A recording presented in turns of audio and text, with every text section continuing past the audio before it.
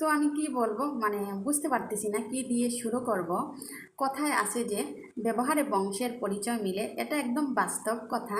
আপনি সর্বপ্রথমে মানুষকে যদি মানে তার সাথে যদি কোনো আপনি মিশতে চান বা কোনো কিছু করতে চান, ধরেন সম্পর্কই করতে চান, প্রথমে তার ব্যাকগ্রাউন্ডটা খুঁজে দেখবেন, দ্বিতীয়ত তার বংশটা খুঁজে দেখবেন, কারণ সে কোন বংশের মানুষ এবং সে কোন বংশ থেকে মানে কোন বংশ থেকে সে আসছে, এটা ইম্পর্টেন্ট। আসলে তার কথাবার্তার ধরন সেটা প্রমাণ করে দেয়।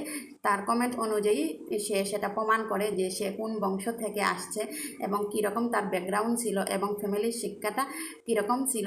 এই কমেন্টের দ্বারাতে আমরা বুঝতে পারি যে কে কোন লেভেলের মানুষ এবং কে কোন বংশ থেকে উঠে আসছে। আসলে আমাদের দাদি নানিরা যা বলতেন এটা একদম অ্যাকুরেট সত্য কথা, যে ব্যবহারে বংশের পরিচয় মিলে, না হলে কিন্তু বংশটা বোঝা যেত না যে কে কোন বংশ থেকে আসছে। এটাই একদম চিরন্তন সত্য কথা।